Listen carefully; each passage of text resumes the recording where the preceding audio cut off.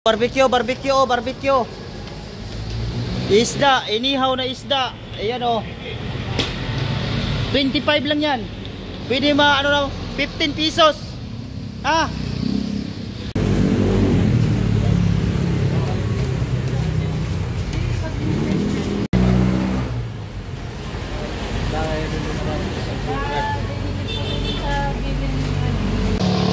Ayan.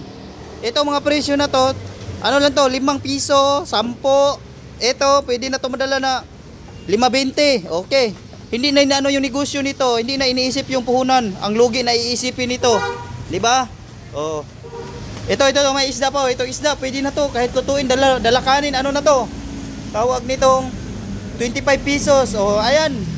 Yan, hindi tayo maghangad ng negosyo kasi malabo 'yan. Yung ginansya.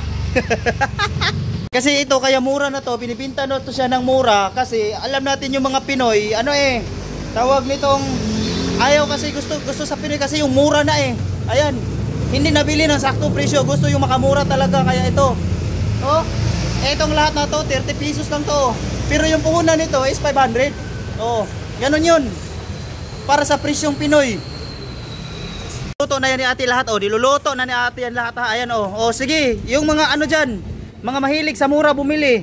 Ito yung puhunan nito malaki pero gusto nyong mura. Sige, pumunta na kayo. Di ba yung mga Pinoy gustong makamura? Oh, ayan na. Ito na hinahanap nyo ha.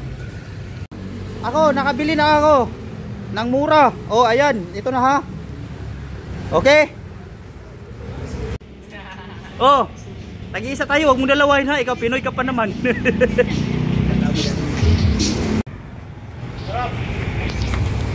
Uuwi na ako, tapos na. Ay teka, hindi ko pala nabayaran.